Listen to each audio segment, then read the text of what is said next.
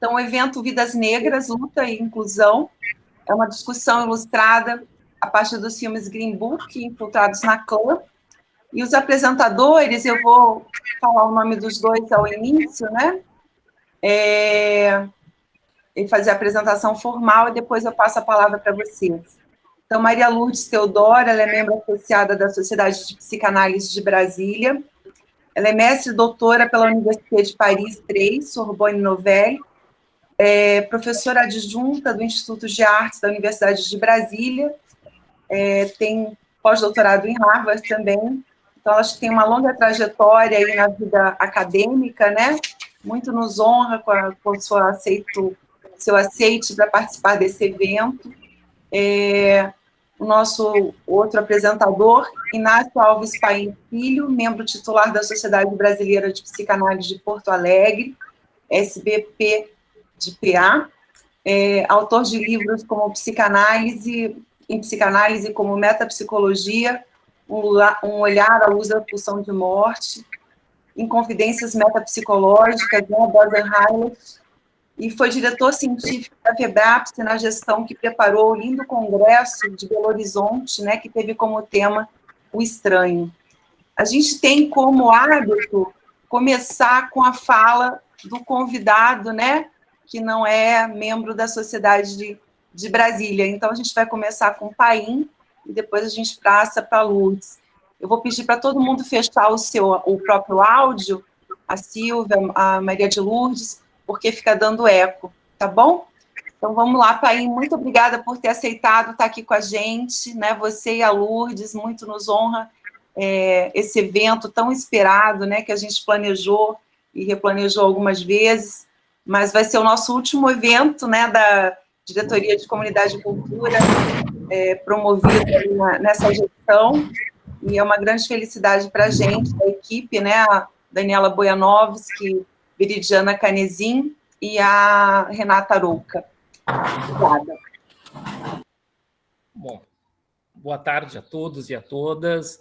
Claro que quero agradecer muito, né, a Sociedade de Brasília, a Daniela, que me fez o convite, e como a Dani mesmo disse, ela teve toda uma sensibilidade, um cuidado para a gente poder acertar datas, que sempre é muito difícil, as datas da sociedade, as datas também das nossas agendas.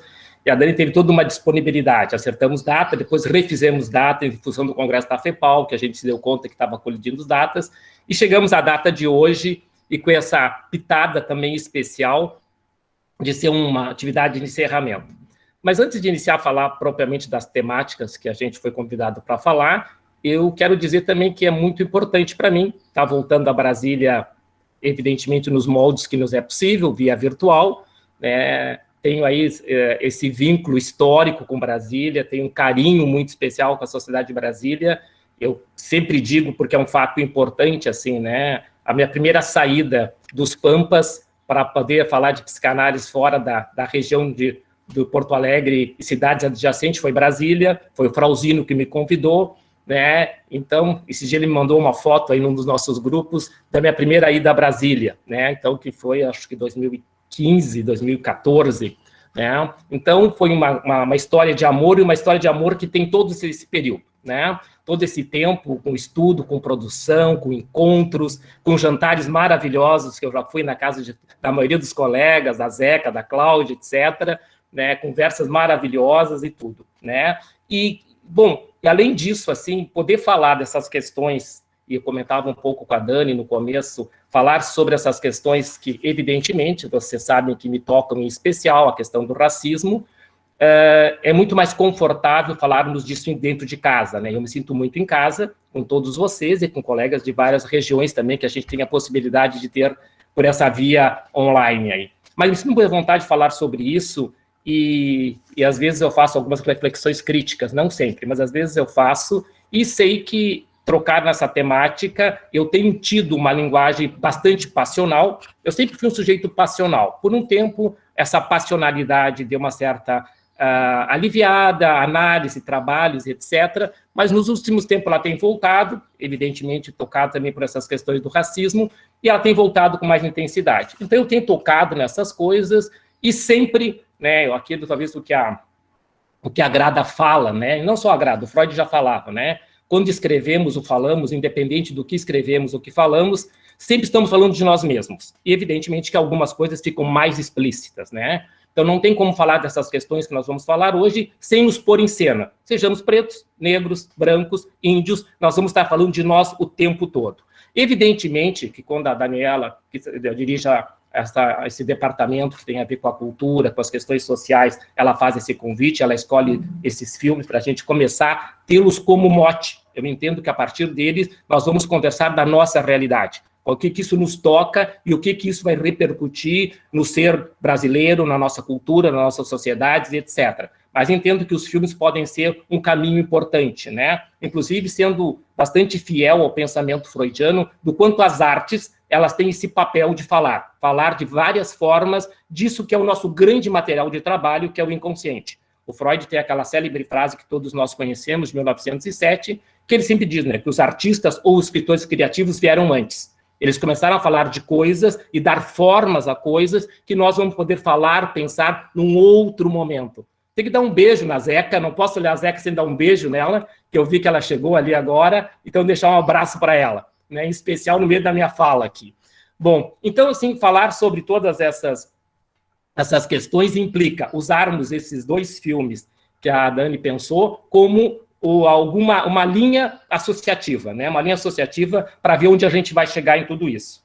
Bom, mas antes de nós entrarmos no filme, talvez a gente tenha que falar um pouquinho, assim, tentando dar umas pinceladas psicanalíticas sobre a temática do racismo. Eu digo algumas pinceladas psicanalíticas, por quê? Porque, de fato, né, o mundo psicanalítico das nossas instituições, eu vou falar, né, não estou falando do mundo psicanalítico das instituições universitárias, que estão num outro tempo, estão numa outra tipo de pegada, tem toda uma história importante, tem produções importantes acontecendo, pelo menos, nos últimos 20 anos. Eu estou sendo reducionista, pegando os últimos 20, mas é mais. Né? Se nós pegarmos, eu sempre pego como eu que gosto de datas, né, a minha data referência, né, de livros, de produções importantes e significativas no mundo psicanalítico, eu sempre me agrada muito o livro da Neuza Santos, de 83. Então, acho que ele, 83, é um marco importante e significativo dentro do viés da psicanálise. Sociologia, educação, etc., vamos ter muito mais do que isso. E tive naquele evento, depois a Cláudia também produziu algumas coisas sobre a Virgínia, que aí a gente vai a 45, né, que é um outro tempo também importante e significativo. Mas em tempo de pensar psicanalítico, em termos de uma estrutura, de um desafio, porque o desafio que nós temos, enquanto psicanalista, de novo, nas nossas instituições, é justamente repensar isso que todos nós conversamos e que tem um certo consenso. Falarmos do racismo estrutural, né, que o Silvio Almeida aí vai universalizar, não é um conceito dele, mas ele vai dar sentido, ele vai convocar para que a gente possa pensar, e nos dias de hoje podemos dizer, o que é muito bom, digamos que grande parte da população brasileira começa a ter pelo menos uma ideia do que é racismo estrutural. Mesmo que tenha desvios, que tenha banalização, como todo conceito que não é estudado e é lido só como manchete. Mas, de qualquer forma, é um processo. Então, falar de racismo estrutural hoje está na ordem do dia. Todos nós, de alguma forma, nos envolvemos com ele. O desafio é a gente poder pensar o que o racismo estrutural, como é que ele vai se inscrever psiquicamente dentro do nosso jogo entre o individual e o coletivo. E o que não tem resposta, mas tem especulações que a gente tem que especular, no estilo freudiano de 37, né? Fantasiar, metapsicologicamente, é necessário para avançar. Né? Como é que esse racismo estrutural, que constitui a nossa ordem cultural, em termos políticos, econômicos, subjetivos, todo o contexto do qual nós fizemos parte, como é que ele vai se inscrever psiquicamente? Né? Um dos caminhos possíveis para a gente começar a pensar essa questão, como é que ele se inscreve, ou ainda como é que ele se articula, como é que ele se mantém vigente, digamos assim, desde o século XVI, século XVII, ou em termos de Brasil, evidentemente, desde que começaram todo o trabalho da diáspora forçada, dos africanos, todo o processo escravocrata. Bom, mas se a gente pegar como uma ideia, né, e uma ideia que me agrada, que a constituição psíquica, ela se dá em cima de uma estrutura de básica melancólica, todos nós somos portadores de uma estrutura de base melancólica, independente das questões neuróticas, das questões psicóticas perversas, todos os desdobramentos estruturais que a gente possa fazer. A gente partindo da prática, por que a gente tem uma melancolia de base estrutural? Todos nós partimos disso porque nós temos um quanto do nosso aparato psíquico que não vai elaborar a perda dos objetos originários. Nós temos um desamparo constitutivo que, por mais que os objetos primários, nas nossas mais diferentes linguagens, cumpra a função de acolher, transformar e criar um mundo da representância psíquica, tem um quanto do inelaborável. Esse quanto desse pulsional que marca, que tem a ver com a pulsão de morte, com os anos 20, que marca a estrutura do psiquismo e que esse quanto vai remeter o quê? A finitude, a morte, a passagem do tempo. Nós temos a obrigação de ler o texto da transitoriedade de 16 à luz dos anos 20, para poder compreender do que o Freud fala, dessa transitoriedade, que é o texto mais brilhante do Freud, para falar do complexo de castração, sem falar do complexo de castração. Essa palavra não aparece no texto de 16 sobre a transitoriedade, mas o tempo todo ele está falando desse trânsito, dessa finitude, desse inevitável da morte, e a morte como um grande elemento da constituição do sujeito e como delimitador desse espaço psíquico. Então, toda essa questão estrutural nos levaria a pensar a possibilidade do quanto o racismo estrutural tem a ver nesse jogo, que a maioria dos autores vão trabalhar, entre o negro e o branco, e que o negro precisa existir, de alguma forma, como depositário de uma série de questões que a gente pode discutir, mas que tem a ver, com alguma forma, com esse lugar da finitude, com esse lugar da desvalia, com esse lugar de um sujeito que, então, vai ficar ocupando todo o espaço referente àquilo que é insuportável para o sujeito, e o mais insuportável na vida de cada um de nós é como lidar com a questão da morte e com a insignificância do ser. Nascer, crescer e morrer, né? Dentro desse universo narcísico, que todos nós falamos e discutimos da branquitude, etc., é inconcebível poder pensar isso. Então, eu vou ter que defletir, eu vou ter que colocar em alguém que vá seguir. Então, a ideia, inclusive, quando a gente escuta a questão do genocídio do povo negro, que também é uma temática que está posta a todo momento, o Ku Klux Klan tem a ver com isso, etc., mas é um genocídio que tem que existir, mas tem que perpetuar o negro. Tem um jogo aí, eu tenho que matar, mas eu tenho que manter. Manter por quê? Porque se eu não tiver o negro como depositário disso, isso vai retornar sobre o eu. Eu tenho que manter o quê? Então, esse negro subjugado. Então, todo esse processo de genocídio não é um processo para exterminar literalmente, é exterminar, mas é uma tentativa de subjugar. A ideia do subjugar ela é muito maior do que a ideia de, simplesmente do extermínio. Subjugar faz parte de um processo de poder seguir exercendo esse poder, seja com negros, seja com os índios, seja com toda essa complexidade que nós conhecemos. Bom, mas eu queria tecer alguns comentários sobre isso para a gente poder entrar nas questões um pouco do filme, né? Quando a Dani faz e me propõe aí, Dani, quando chegar no meu tempo, tu me diz, tá? Uns 5 minutos. Porque eu sou um viajante, eu estou em Brasília, estou indo e voltando, então, quando quiser, me diz que eu me preparo para... Bom, quando a Dani propõe os 2 filmes, a minha primeira questão, que eu disse sim, mas não pensei, né? Porque a gente diz sim para os amigos, porque a gente gosta e a gente não pensa muito, né? Depois eu perguntei, mas por que 2 filmes, né? E por que não é só um filme? Porque é muito mais simples, a gente vai ali, olha, pensa, 2 filmes, eu vou ter que pensar 2 vezes mais, né? O tempo é curto, tal. Digo, tá, mas tudo bem, né? Fazer o que quem pode manda e quem precisa obedece. A Dani disse que era 2 filmes, vamos ler os 2 filmes. Claro que isso é uma leitura defensiva de quem estava e uma leitura que não dimensionou a sacada da Dani ao juntar os 2 filmes, né? Claro que ela não tem a pretensão, pelo menos de mim, talvez eu tenha da Lourdes, que a gente vai dar conta dos filmes. Não, ela tinha a pretensão que a gente linkasse coisas para poder ficar divertida a nossa conversa, para falar de coisas tão sérias e tão dramáticas. Por quê? Porque eu não sei, né? Eu posso atentar o que eu imaginei a partir dos convites dela, né? Claro que nós vamos voltar para 2019, nós vamos voltar que ele faz parte junto, né? O Green Book, junto com Infiltrados na Clã, fazem parte dos 4 filmes sobre temáticas negras que foram indicados para o Oscar de 2019, junto com mais 4, foram 8, dos 8, 4 era sobre temáticas negras. Dessas temáticas negras, a Dani vai escolher esses 2 filmes. E esses 2 filmes, então, eles vão cumprir um papel, e, evidentemente, eles vão ter semelhanças e várias diferenças, né? Então, eu vou tentar sinalizar o que eles têm em comum, assim, a grosso modo, e depois marcar as diferenças que marcam os 2 filmes e que possam a gente trabalhar, discutir e voltar a teorizar algumas coisas. Bom, quais são as semelhanças entre o Infiltrados na KKK, ou na Clã, e o Green Book? O que eles têm em comum? Eles têm em comum um contexto histórico dos Estados Unidos, um se dá em torno de 1960, né, o Green Book, e o Infiltrados na Clã se dá nos anos 70 e 80. Ambos têm como matéria-prima autobiografias ou biografias. Então, foi algo escrito, tem um livro contando essa história, então tem algo de verídico. Né? Então, eles têm algo em comum, e claro que tem todos os adendos de toda a criação dos diretores e dos roteiristas, mas partem de uma matéria-prima comum, biográfica, né? Então, eles têm isso em comum. Eles têm dois personagens, um branco e um negro, também é algo em comum nos dois filmes, né? E ambos, então, vão falar desse processo que a gente poderia dizer de como é que vai se desenrolando, né? E como eu gosto muito da Neuza, né? Como é que vai se tornando esse processo do tornar-se negro, né? E podemos até pensar num dos personagens, o tornar-se judeu, né? Bom, então, eu diria que eles têm essas semelhanças importantes e significativas. Quando eu fui olhar, né, quando eu olhei pela primeira vez o Green Book, né, e a primeira imagem que me vem, né, do filme é o quê? O que eu vejo é a foto do filme, e nessa foto do filme tem o motorista, o Tony, e o Don Shirley atrás, né?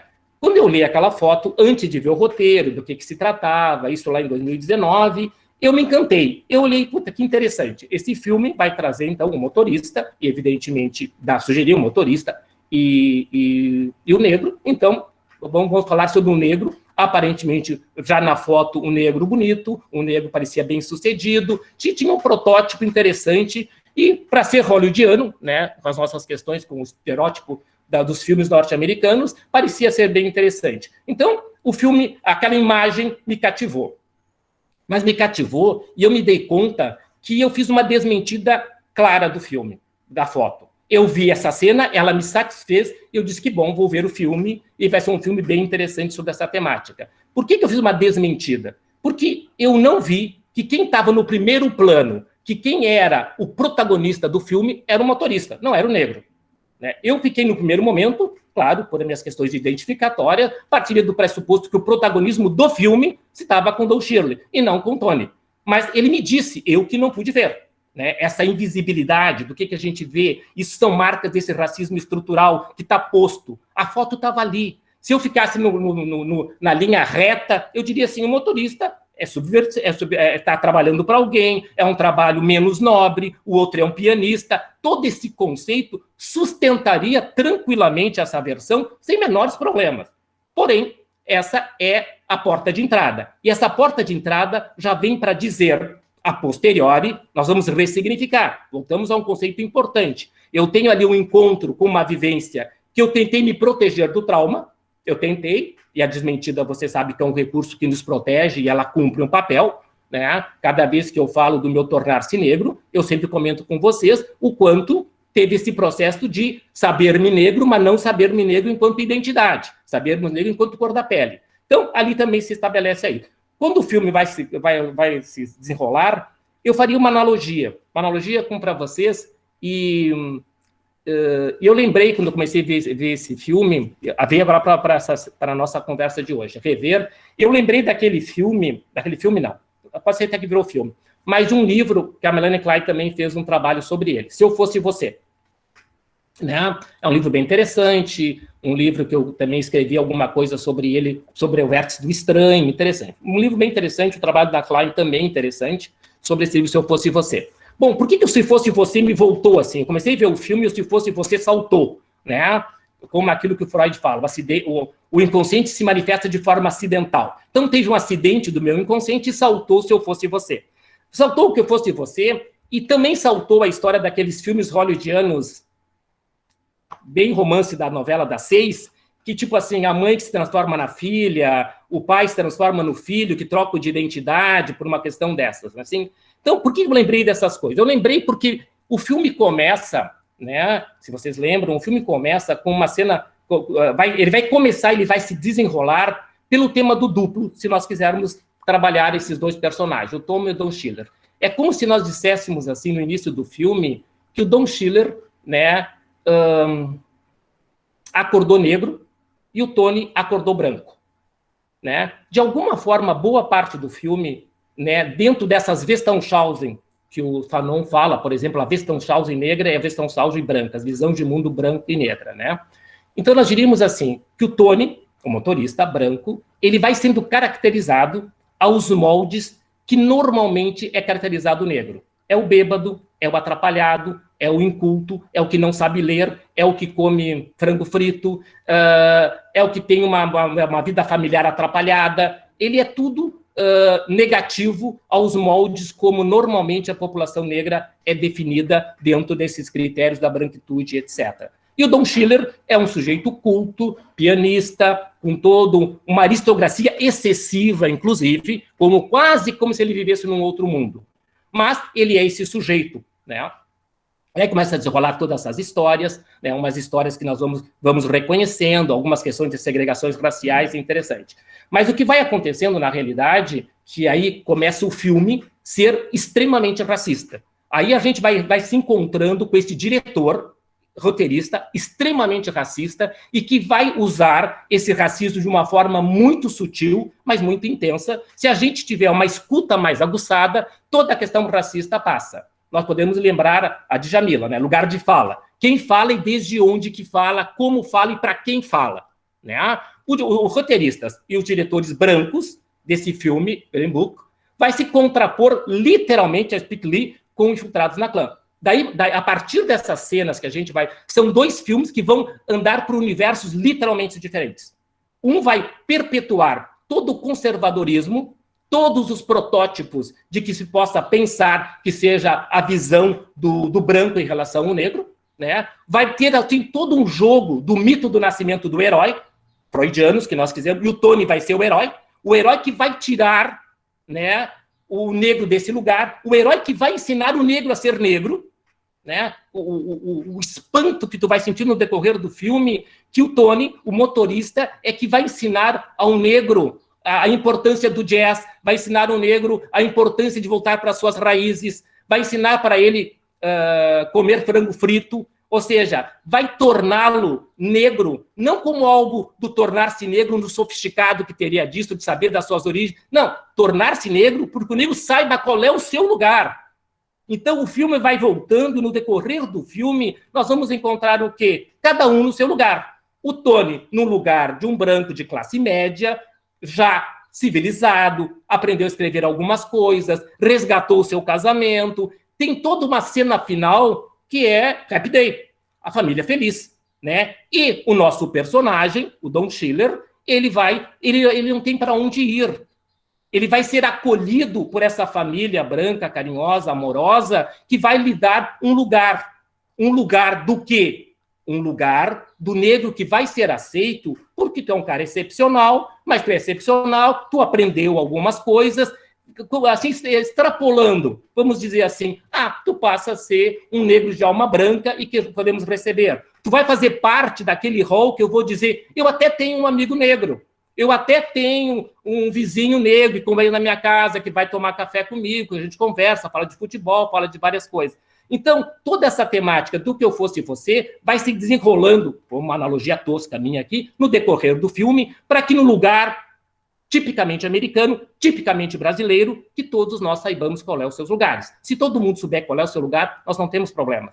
Né? Nós todos sabemos que a questão do negro único não tem problema nenhum em lugar nenhum. Por quê? Porque ele vem para ficar e para ficar no lugar dele, que ele pode ser interessante, com todas as qualidades que isso possa inferir sobre essa questão.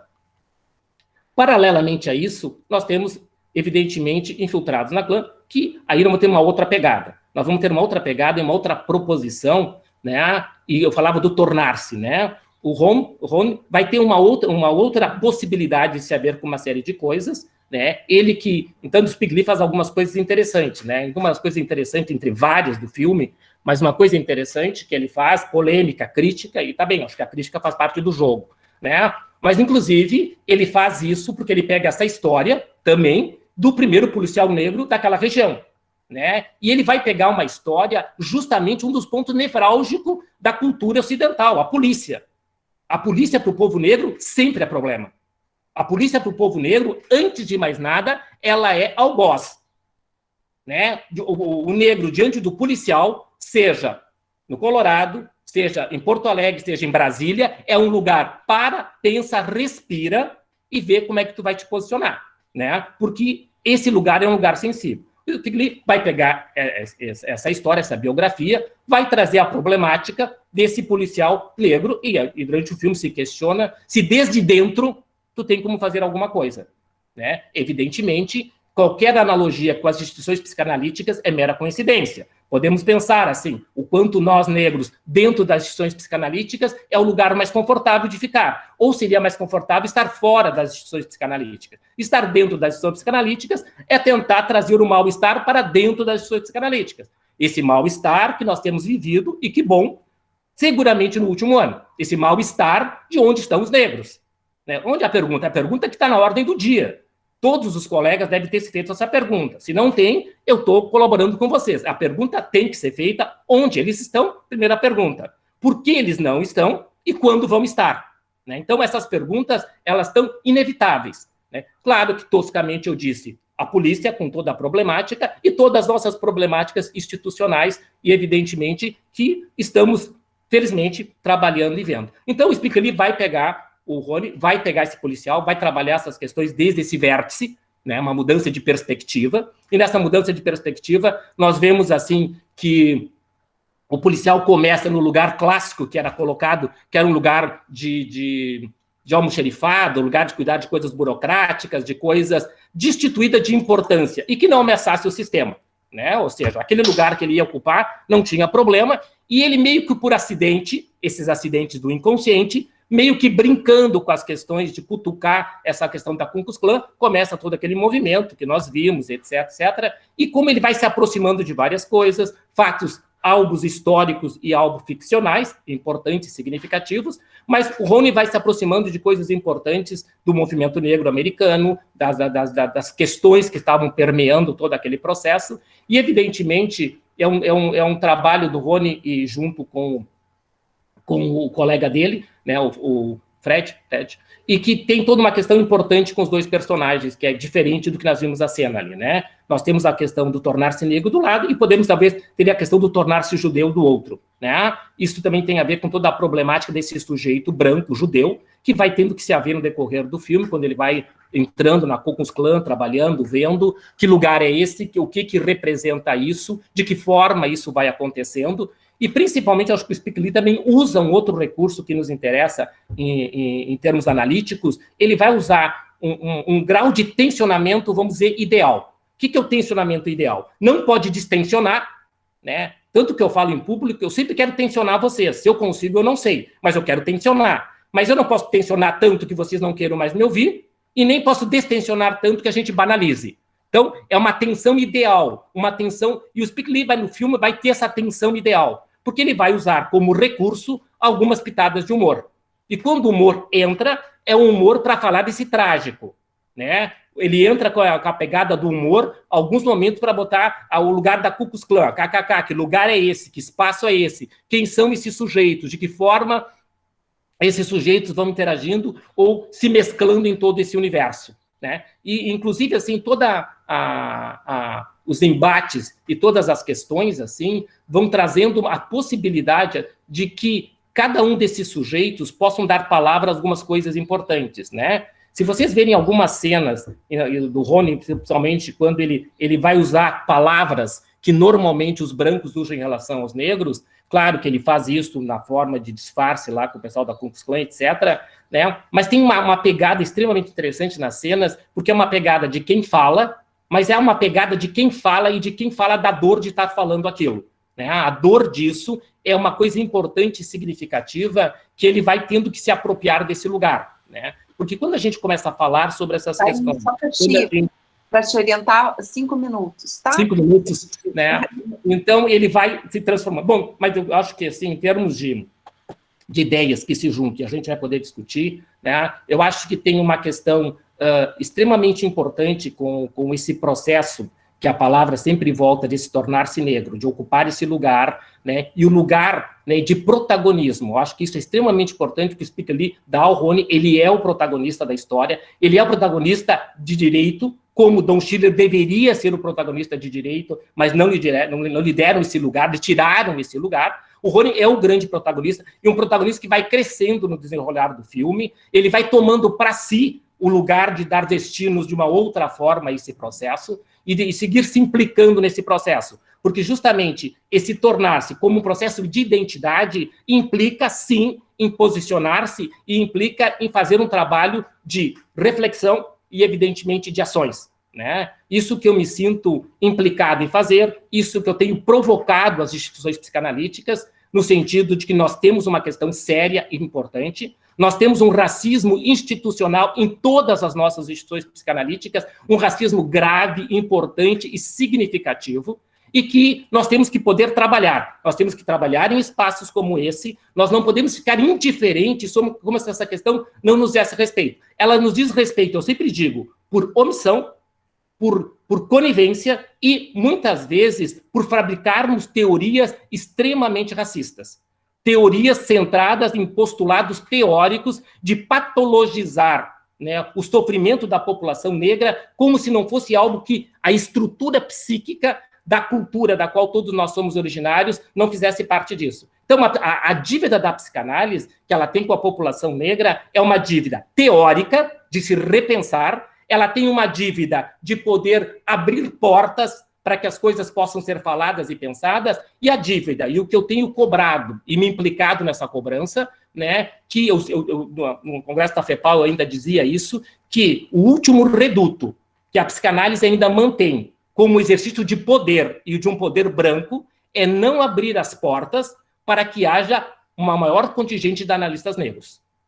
Então, a retenção da clínica como um patrimônio de analistas brancos, isso é o último grande reduto de um poder, né, da psicanálise brasileira, em especial, não é a particularidade nossa, mas essa nós temos maior gerência de transformação. Nós somos agentes das nossas sociedades, né? As sociedades são nossas. As nossas sociedades não têm donos. Todos nós somos e todos nós estamos implicados. Então, acho que o desafio que está posto para esse final de ano e para o próximo ano é o que as instituições psicanalíticas vão fazer para que nós temos algo muito mais do infiltrado na clã, entre aspas, do que Green Book, né? Green Book, alguém dizia numa dessas matérias que eu li, assim, é um livro verde, mas um filme extremamente branco, né? Então, a ideia é que a psicanálise possa, sim, ser mais negra é imprescindível, né? Eu tenho brincado com a expressão #negritude invade a psicanálise. Um beijo para vocês e até a fala seguinte. Obrigada, Painha, excelente a sua fala. Vou passar a palavra agora para Maria de Lourdes Teodoro. Por favor, Lourdes. Boa tarde a todos vocês. Antes de mais nada, o agradecimento a Daniela Prieto pela gentileza do convite. Assim como disse o pai, no primeiro momento falei, epa, 2 filmes racistas de uma vez? Mas falei, bom, se ela pensou, deve nos levar a algum lugar interessante. Vamos lá. E hesitei, não gostei do nome inicial, falei com a Dani e tal, e ela acabou encontrando uma solução interessante, né? E eu não sei se eu tenho... eu gostaria, antes de introduzir mesmo o trabalho, né, de tecer um pequeno comentário Onde sobre está um pouquinho baixinho, se você puder falar talvez mais. Será que esse volume tem... Você está linda aí no vídeo, mas a gente está te ouvindo meio baixo. Então, no primeiro momento eu dizia que foi uma escolha feliz desses 2 filmes, mas um grande desafio. Eu vi isso como um desafio. Não me parecia nada simples olhar para esses 2 filmes e falar alguma coisa.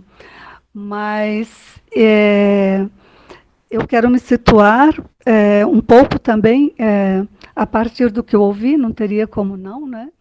E dizer que eu tenho um percurso que está bem anterior à psicanálise, de reflexão sobre racismo no Brasil, que durante muito tempo eu falei apenas relações raciais, que eu acho elegante, mas cheguei a um ponto em que realmente preferi ficar mais com o termo de racismo devido ao impacto, né, e à presença indiscutível, contundente e cada vez virulenta do racismo nessas relações raciais aqui no Brasil.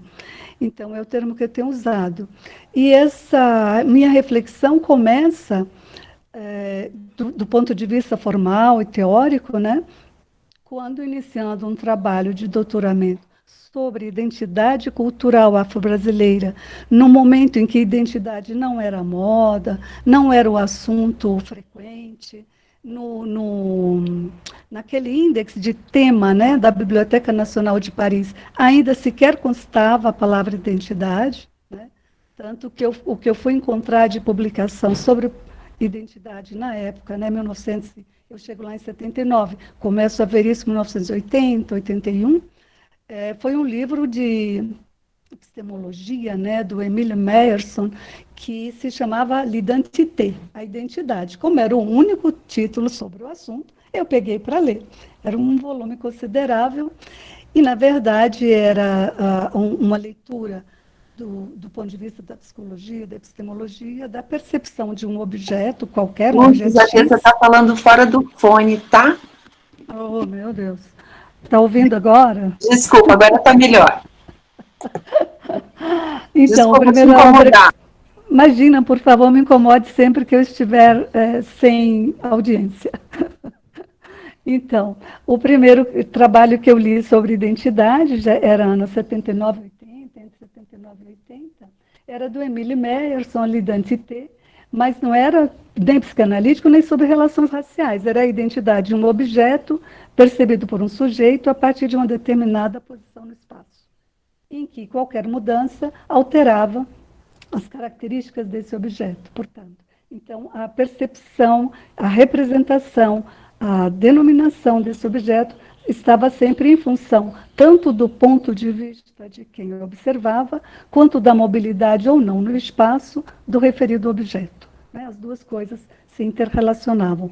Foi um livro de física, eu li como um livro de física, na verdade, porque na verdade ele tinha muito de física, né, com a questão do espaço, do tempo e da mobilidade dos objetos em cena. Eu li esse livro do princípio ao fim com muito interesse e, na verdade, o que ele me trouxe e que eu aproveitei no meu trabalho de leitura em literatura comparada foi a metodologia, a paciência e o rigor também na observação dos dados e na avaliação dos dados observados. Acho que isso me serviu muito. Infelizmente, meu trabalho, que foi editado no Brasil há pouco tempo, deixa eu mostrar aqui, não sei se dá para ver, Identidade Cultural e Diversidade Étnica, foi uma publicação da editora Scortese, mas que saiu com muitos erros, vários deles bastante graves e inconvenientes, por darem uma visão completamente equivocada da minha própria visão das coisas, em 2 pontos, pelo menos, cruciais. Um que me coloca como se eu fosse uma pessoa arrogante, com altos preconceitos de classe, etc., e que era uma citação do Graça Aranha, que ficou sem aspas, uma grande citação do Graça Aranha sem aspas, e outros 3 de Macunaíma, que também ficaram sem aspas. Mas, enfim, saiu aí uma errata, e eu espero que os meus leitores me deem essa concessão, né, de dar uma olhada nisso, nessa errata. Isso para dizer que essa publicação minha sobre identidade cultural e diversidade étnica, resultando de um trabalho de 1984, só saiu no Brasil em 2015 e foi publicado em francês pela livraria L'Harmattan, em Paris, em 1999. Durante o meu pós-doutorado, esse tema era tão frequente nas discussões dos pesquisadores africano-americanos que eu falei, nossa, não posso deixar isso para trás, eu vou publicar, porque eu já estava no Instituto de Artes da Universidade de Brasília, dedicada à arte e psicanálise. Mas a força da minha convivência durante um ano no Du Bois Institute para Pesquisas Africano-Americanas foi muito forte, muito grande, e trouxe um peso, né, dessa pesquisa, e que eu entendi que não podia deixar de lado, que era preciso divulgar, sim, então publiquei. Depois disso, eu fui publicar um outro trabalho no campo das artes, que era tema também do meu pós-doc, eu tinha uma dívida com o Instituto de Arte e comigo mesma, porque eu havia feito vários encontros, participado, né, de vários encontros de artes no Instituto, que levou à criação do Instituto de Arte, recriação.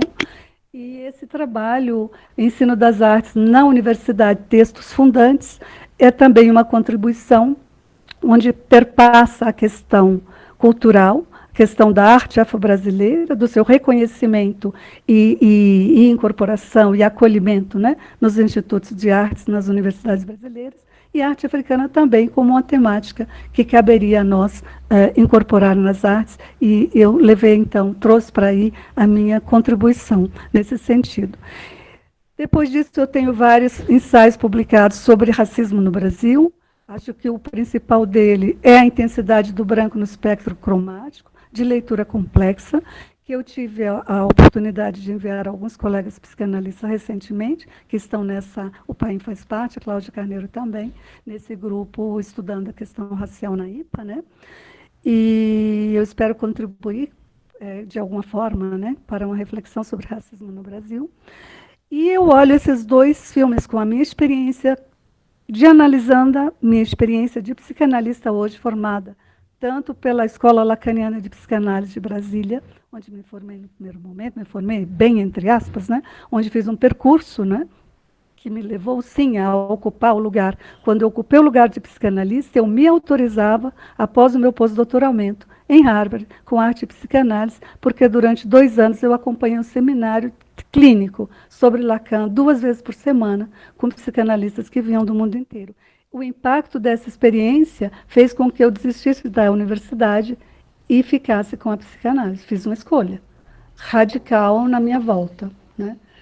E isso para dizer que eu tenho poucas publicações na área psicanalítica, eu acho que as minhas publicações, em maior quantidade, estão no campo das relações raciais, né?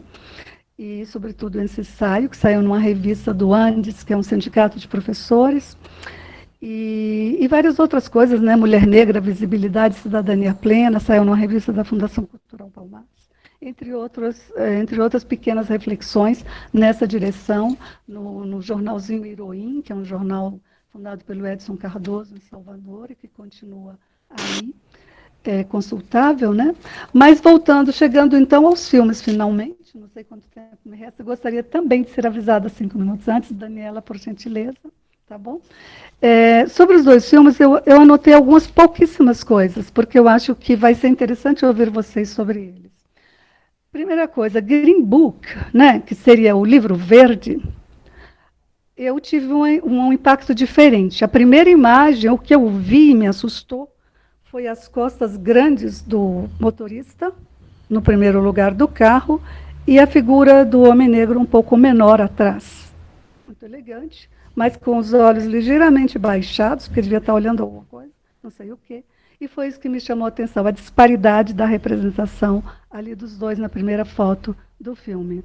O Tony Flip é um rude ítalo-americano, motorista, que coloca os 2 copos onde os 2 empregados negros beberam, os coloca na lixeira bem no começo do filme. A mulher dele tinha servido água para os 2 empregados, que foram lá fazer algum serviço, e ele os coloca na lixeira. A mulher retira os copos da lixeira, e ela nos dá um indicativo de alguma coisa, né? Não somos melhores que eles, mais ou menos isso que eu escuto nesse gesto, né? E enfim, depois ele, quando é perguntado para a seleção do emprego, para trabalhar para o pianista, ele diz que trabalhou em trabalho de limpeza, trabalho comunitário de lixo, em que e alguém pergunta, o entrevistador, em que capacidade? Pergunta que ele não consegue entender. Como assim? O que o senhor fazia lá? Né? Etc, etc, etc, mostrando as suas limitações culturais, educacionais, e, entre outras. Ele fala algumas vezes do pianista. O que ele diz? A primeira coisa que eu não registrei tudo, né? Aquilo que me ficou como numa escuta bem livre foi: não é um doutor de verdade, é um pianista. Porque se disse em algum momento que o Don Shirley era doutor, barará, barará. O Guia para Motorista de Negros, né, que é o Green Book, o nome do livro, vai dar nome ao filme de O Guia. O Guia, na verdade, se você for um turista, o guia é a pessoa mais importante, às vezes, para que você sobreviva. Né? Aquele que está na frente, conhece os perigos, conhece o caminho, né? É um mestre, de alguma maneira, o guia. Então, quando o filme toma esse nome de O Guia, né, ele não é o guia, na verdade, ele é, de fato, o motorista. Então, quando se dá o título de O Guia, eu já o estou colocando em um lugar de ascendência, né, numa hierarquia, de alguma forma, em relação a quem vem atrás. Ele comenta sobre o pianista: não toca como um cara de cor. Olha que é alguém que não tem muita cultura. Toca como um Liberati. Eles não têm a opção. Sim, é o pianista que diz em algum momento: ao guia. Por que que os outros motoristas não estão lá com ele, né? Ali na porta de acesso ao concerto? Ele diz, o pianista diz, Don Shirley, né? Eles não têm a opção de ficar do lado de dentro, por isso estão lá fora, né? Que eu acho que é um marco bem significativo das relações raciais entre eles. E aí ele responde, o branco motorista, eu não faço as regras por aqui. E o Don Shirley, não? Então quem faz? Quer dizer, uma vez que você está inserido na branquitude, estruturalmente ou pequeno racistamente, as regras estão dadas e tudo funciona como sobre rodas, bem deslizando, sem que você precise fazer muito esforço. Você já é branco. Então, 90% do teu esforço já está feito pela toda a estrutura social, né? De cima a baixo, o seu caminho está desenhado, delineado, o seu esforço precisa ser mínimo, né? Para, digamos, cumprir o seu destino. E o fato de ter trabalhado com lixo, mal saber se expressar, ser um rude, incapaz de escrever uma carta de amor para a mulher, né? Tudo isso é secundário. Quando ele aprende com Don Shirley a fazer uma carta delicada, com expressões amorosas, elegantes, né? Que é um segundo, na verdade, talvez o único momento em que a superioridade de Don Shirley se mostra em relação ao motorista, e ele ensina dedicadamente a fazer cartas. Lembra aquele filme O Carteiro e o Poeta, onde o Pablo Neruda ensina ao rapaz a usar a metáfora para conquistar a namoradinha dele? Me lembrou muito aquela experiência, né? Que é muito bonita no cinema. E a mulher fica extasiada, está tão entusiasmada com as cartas que começa a reunir as amigas para ouvir as cartas que o encantado marido dela escreve. Sabendo ela de fato sabe, né? E aí ela mente também, né? Que não é ele mesmo que está escrevendo as tais cartas, mas que chique mostrar isso para as amigas, né? Que o marido dela é capaz de uma tal elaboração amorosa, romântica, né? Enfim, esse filme, ele é, como já foi observado pelo Paim, é um filme sofisticadamente racista, extremamente racista, e que o faz de uma forma que eu acredito que deixa todo racista profundamente confortável. Porque eu acredito que o motorista vai parecer como um homem bom, um homem que realmente resolveu os pepinos dos mais simples aos mais complexos, né? Eu acho que um dos mais complexos, na verdade, é aquele em que ele tem uma relação amorosa, sexual, com um homem branco, e são pegos pela polícia, não é? E o motorista vai usar a sua habilidade, como ele disse, ele era um homem que resolvia tudo, né? E ele vai resolver subornando os policiais para que os outros não passem por uma humilhação maior do que já estão passando naquele momento, né? Então é bem positivo a intervenção dele. No segundo momento, no restaurante, aquele último onde eles vão tocar, sei lá se é o último, mas acho que é, onde ele não é permitido que ele jante no restaurante. E aí vai haver toda uma troca, né, entre o maître, o pianista e o motorista para saber como resolver aquele impasse. E é um momento, talvez o único momento bonito do filme, na minha percepção, são dois momentos bonitos. Esse, quando o Don Shirley deixa que ele se eles vão, não sei, jantar e depois voltam, sei lá o que eles fazem, como é que fica? Porque ele teria um prejuízo, né, se não fizessem. E ele aceita o prejuízo, né?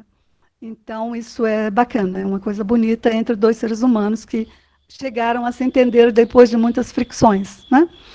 No final, quando eles também têm coragem de ir até a casa desse motorista para passar a ceia de Natal, o momento de Natal com eles, né? Não ficando sozinho. Escolhe não estar sozinho. Eu acho que ele escolhe a humanidade dele, como ele aceita a humanidade do branco, sabendo que ele vai se arriscar a ser ou não aceito pela família branca, mas ele vai. Então, o Don Shirley, para mim, para mim ele é o protagonista da dignidade, é o protagonista assim. E por que ele, sendo negro, teria que ser aquele negro que convive com todos os outros negros de outras classes sociais e domina outras músicas e tarará, tarará? Não entendo bem assim. Eu penso que ele pode ser, sim, esse pianista que nunca tocou num barzinho da esquina, no boteco, que não sabe sambar. Pode ser o negro que não sabe sambar, que não conhece candomblé. Ele pode sim, porque ele teria que, sabe? Não, não tem que.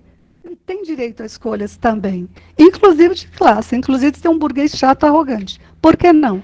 Que só conhece música clássica e ópera e sei lá das quantas. Só se for branco que pode? Negro não pode? Como assim? Não, pode sim. Pode ser chato, pode ser snob, pode ser metida besta, pode falar super bem. Por que não? Sabe? Enfim, eu penso que o mal-estar onde estão os negros, que o pai conta, ou se referiu, me lembrou Humberto Eco, que esteve no Brasil em 1984, né? E perguntava onde estão os negros e com quem estão os orixás no Brasil, né? Deve ter visto só pai e mãe de santo branco, sei lá. Né? Mas somos poucos na sociedade de psicanálise, e eu penso que qualquer afro-brasileiro e qualquer afro-brasileira, né? No contexto brasileiro, quanto mais estiver convivendo com pessoas brancas que estudaram mais, que estão na área dessas disciplinas, advocacia, psicologia, psicanálise, medicina, etc., quanto mais nos aproximarmos dessa nata, mais violento será o racismo em nossa direção, para a minha percepção e experiência. Pode ser que isso seja equivocado, mas não me parece que seja equivocado, a experiência não é só minha, né? E eu sinto que tem algo de natural nisso, o que me ajuda um pouco a entender é muito a teoria do Georges Devereux sobre a identidade étnica, sua base lógica e suas disfunções. A partir do momento que eu entendo que para qualquer grupo étnico é normal essa autoproteção do grupo, né?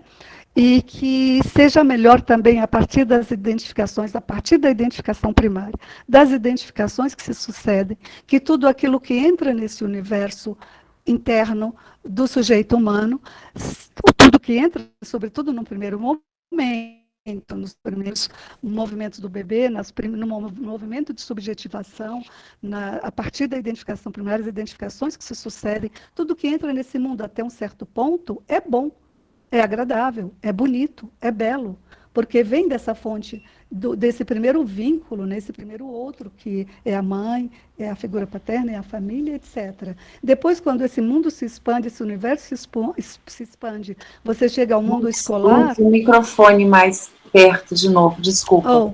Quando esse universo se expande, a criança chega ao mundo escolar, né, à vida social fora do ambiente familiar, aí as questões se tornam muito mais complexas para a criança, para o adolescente e para o adulto negro. O que eu quero dizer com isso é que, e apesar disso, eu acho que não há uma fatalidade de que todos nós, afro-brasileiros, tenhamos uma subjetividade X ou Y ou N, por conta da escravidão passada e por conta do racismo presente.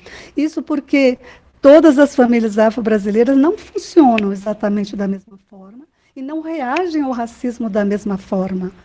Né? Há aquelas que pensam que preparar a criança para uma sociedade racista é importante, mas há diferentes maneiras de preparar. Há aqueles que preparam com um discurso antirracista e aquelas que preferem a omissão desse racismo e o fortalecimento da pessoa afro-brasileira por outras vias.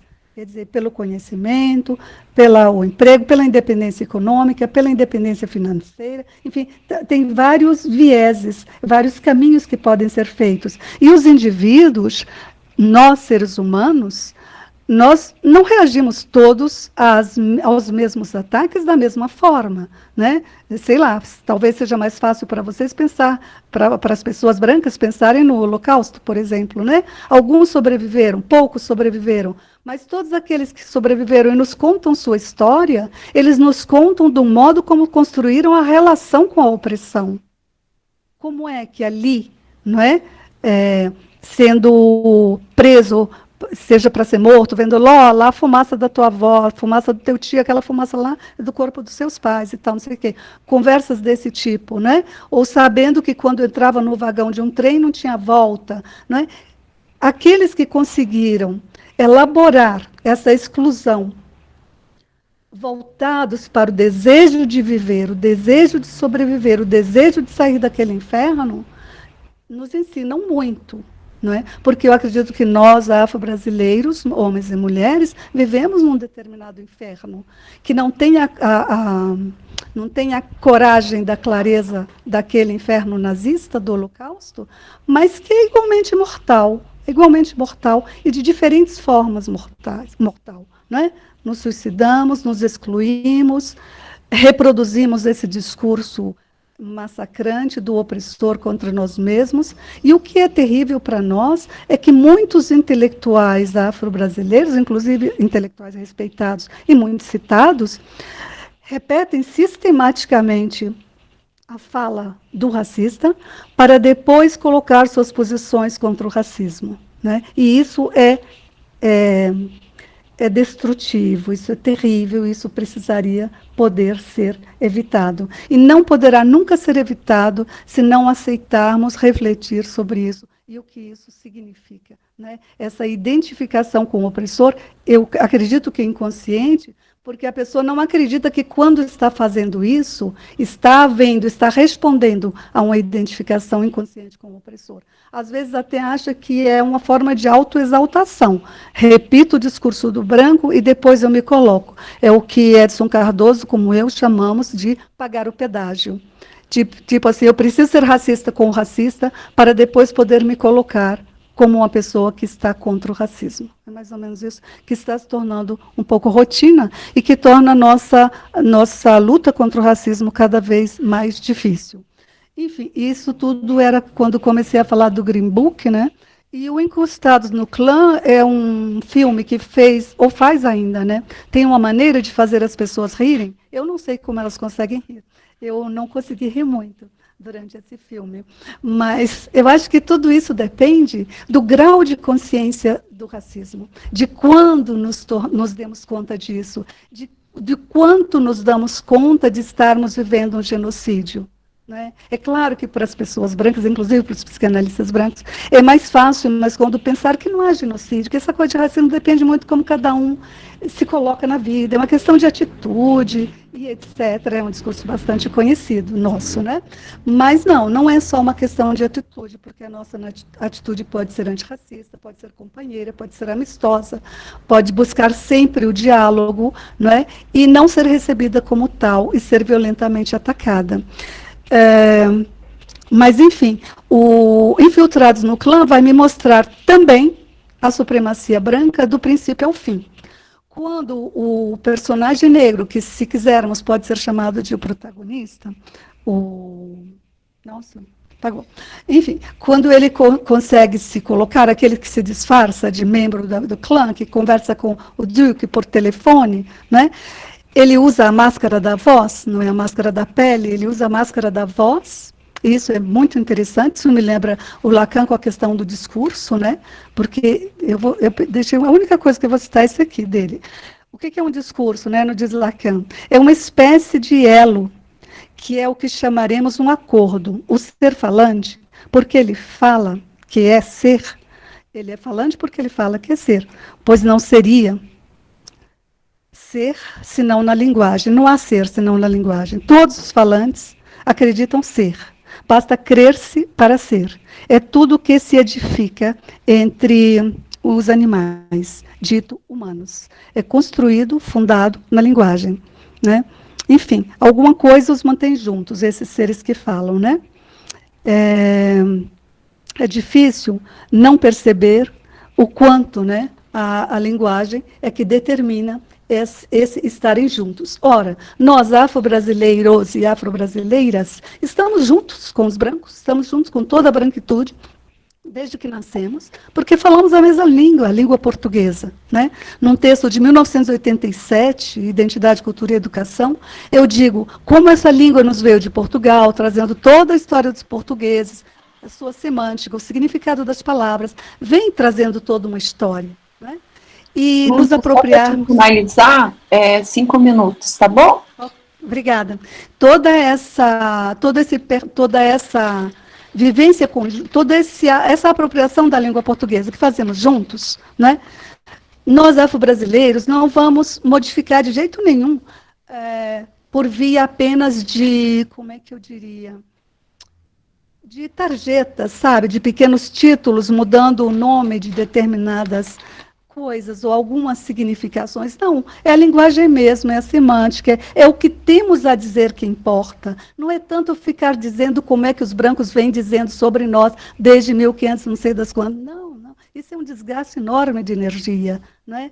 É escrevendo nossos livros, fazendo os nossos filmes, dizendo as nossas coisas e olhando para a realidade com a nossa experiência de vida e nos apropriando da linguagem com essa nossa experiência de vida e um olhar diferente sobre a sociedade brasileira, que é nossa sociedade, sem nos excluirmos dela, o que tem acontecido muito também, de falar de sociedade como se não fôssemos parte dela, nós somos parte da sociedade brasileira. Eu vou concluir lendo o poema Resiliência, é um poema que eu escrevi há algum tempo, tive a oportunidade de dizer num recital, e esse poema causou a invasão dos meus equipamentos pessoais, meu computador, e foi feita uma versão racista dele, que eu não vou compartilhar, evidentemente, mas quero que se saiba.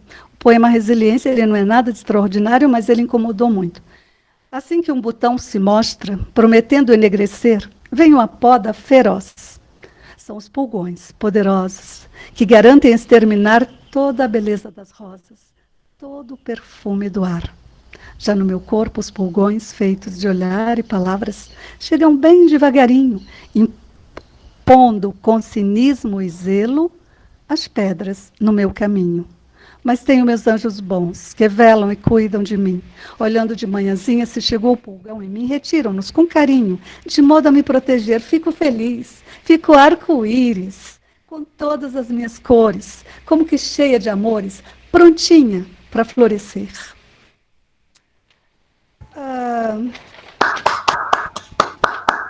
Obrigada, pai. Obrigada. Obrigada. Obrigada. Por conta dessa invasão, o meu computador está acabando de ser instalado nesse momento, depois de quase mais de uma semana com um especialista. E o que me pediram foi que aceitasse a cota de exclusão reservada para afro-brasileiros, para negros e negras, as cotas de exclusão do tema a ser abordado, e que parasse de deixar o senhorzinho muito enfesado, de humor muito enfesado, faz parte do texto, e que pode se acabar comigo, inclusive por vias digitais, deletando do meu PC inéditos e originais. Foi isso que eu recebi, é uma parte do texto horroroso que me foi enviado, que me deixou, sim, em crise, porque eu já sofri ameaça equivalente na Universidade de Brasília, quando se pichou as portas do Instituto de Artes. Eu era a única professora negra do quadro, e se escreveu lá, Negros Mortos, Viva o Apartheid, Negros Fora, em 1987. Eu tive as sensações físicas no estômago quando eu recebi isso aqui dentro da minha máquina, com igual força. É muito violento, é muito recente, não tem 15 dias que isso aconteceu, e eu precisei ficar quase 10 dias, praticamente, sem uso da internet, aguardando que fossem tomadas providências, várias, que me mobilizou completamente e que não me permitiu também trazer para vocês uma reflexão mais condizente com a proposta da Daniela Prieto. Mas, enfim, é o que eu pude dizer a vocês sobre o impacto dessa, mais uma paulada na cabeça, depois de ter falado sobre identidade entre nós e de ter sido mandada calar por um colega psicanalista do Rio de Janeiro. Né? Então, eu agradeço muito a oportunidade, e esses minutos esses 5 devem estar estourados, e eu estou aqui à disposição de vocês, espero que possamos conversar mais, sim, e que vocês possam, sim, me provocar, me perguntar o que vocês quiserem. Estou aqui de coração aberto, e agradeço muito a atenção de vocês que estão aqui nesse momento. Obrigada. Obrigada, Lourdes, pela sua rica fala aí, né? Acho que esse evento começou a ser organizado logo depois dos 80 tiros, né? Que ocorreram no Rio de Janeiro. Eu e a Lourdes começamos a pensar nesse evento, e aí não foi possível no ano passado, e esse ano foi possível, né? Mas é um tema que nos toca muito, né? O extermínio da população negra, né? Eu escolhi esses filmes. O Green Book, ele tem um estilo mais introspectivo, né? A história vai indo devagar. Eu, na verdade, prefiro Infiltrados na Clã, porque eu gosto desse ativismo, né? Da questão do posicionamento do Spike Lee, do engajamento, da luta, né? Mas eu quero abrir para o debate e agradecer a fala, né, rica do Inácio e da Lourdes. Eu vou abrir para discussão e para a contribuição dos colegas. Eu posso falar? Pode, Paola, por favor. Eu vou tentar ser rápida. Eu queria dizer que eu estou muito feliz, orgulhosa desse evento, Dani, parabéns.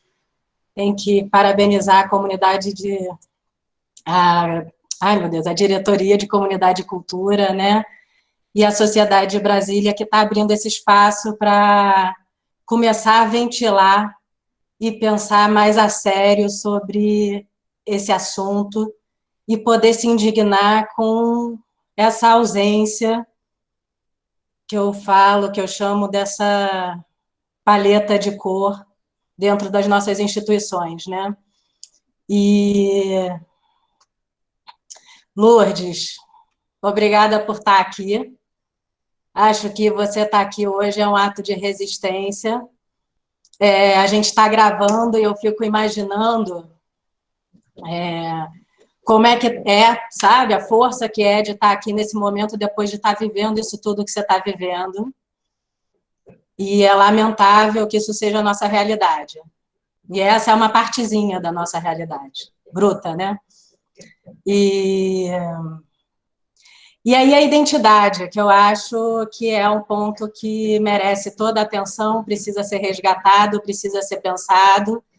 Claro que a partir de todas as experiências identificatórias e também da recusa de possibilidade de oferecer modelos identificatórios a todos os nossos colegas negros. Hoje de manhã, o irmão do Paim falou que, quando pequeno, ele ficava procurando por um herói.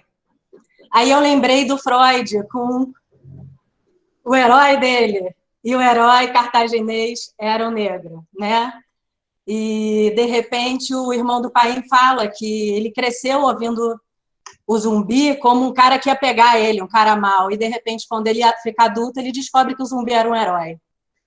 E roubaram dele isso, né? Roubaram da infância dele a possibilidade de ter um modelo identificatório potente, forte, consistente, que forma as identidades da gente. E, sei lá, eu acho que isso é uma coisa que apareceu aqui na conversa. Infelizmente, eu não pude ver os filmes, então eu não vou poder falar deles, mas eu não queria deixar passar esse encontro, que eu espero que seja o primeiro de muitos, para a casa da gente aqui em Brasília começar a pensar de fato em como agir em relação a essa realidade. E eu fico muito feliz que a Lourdes tenha conseguido estar aqui hoje. Muito. E, Paim, você, meu querido, né, o amor da gente estar aqui. É isso. Obrigada, Paola. Eu fiquei pensando muito no nome Infiltrados na Clã, né, como também sendo os negros que estão na Sociedade de Psicanálise no Brasil, né, também como infiltrados, né. Eu acho que foi uma luta, e é uma luta, né, para chegar na sociedade, para se formar numa sociedade da sociedade da IPA, né. A gente sabe que não é fácil. Eu posso dar só um pitaco, eu queria dizer assim, porque eu não queria perder, Lourdes, assim, que adorei te ouvir, a possibilidade de te escutar com toda a tua história, a tua produção, né, uma produção que nós desconhecemos, né, a gente fala tanto do epistemicídio, da cultura, do legado do povo negro, tu mostrasse rapidamente algumas coisas e que, claro, não é a maioria, mas eu desconhecia, uma produção importante, extremamente significativa, no momento em que os institutos de psicanálise das sociedades estão em busca de produção de analistas negros para que a gente possa ter esses referenciais que tu já tem e que, de alguma forma, por questões nossas e por essas questões estruturais, isso fica desconhecido. Então, que bom que tu nos disseste isso, que bom poder adquirir os teus livros e a gente ter um material de uma colega para poder fazer isso. Inclusive, eu sempre digo, nas poucas vezes que eu tenho o privilégio de dividir a mesa com os colegas negros, são muito raras essas ocasiões. Eu tive algumas possibilidades com a Vânia Cidade, estou tendo essa possibilidade contigo aqui, inclusive num momento delicado, com essa barbárie que tu viveste há poucos dias, etc., e tu poder estar aqui conosco e nos dar o privilégio da tua fala. E claro que a tua poesia, ela é intensa, adorei a poesia, quero poder depois recebê-la para poder usufruir, degustá-la, assim, e quer dizer que é um prazer. Eu estou muito feliz de estar aqui, de ter te ouvido e poder ter compartilhado contigo esse tempo que a gente está tendo aqui. Tá? Quero te agradecer muito, que eu estou muito feliz. E quero poder ter acesso à tua produção. Obrigada. Todos nós merecemos ter acesso. Claro, claro, muito obrigada. Vai ser um prazer poder compartilhar tudo isso com vocês, com certeza. Obrigada, pai. Então, Paola, obrigada também por ter você aqui, né, Paola? É importante para a gente, porque você está participando internacionalmente desse olhar da IPA para a questão racial. Então, sua presença é muito importante para todos nós, né? E obrigada pelo seu comentário, pela audição, antes de mais nada, né?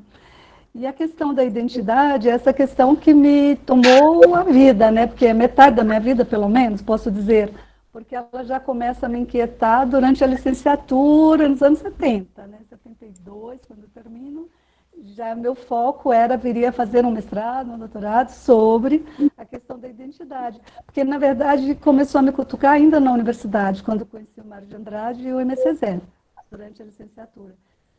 E é quando eu vou, na verdade, começar a pesquisar para um doutorado sobre identidade, que eu tomo consciência da exclusão dos afro-brasileiros desse espaço simbólico brasileiro, percebe? Exclusão mesmo, mas a partir dos textos mesmo, né?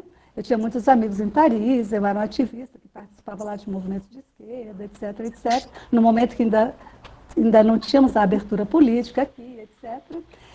E esses meus amigos brancos eram a intelectualidade de esquerda brasileiros, né?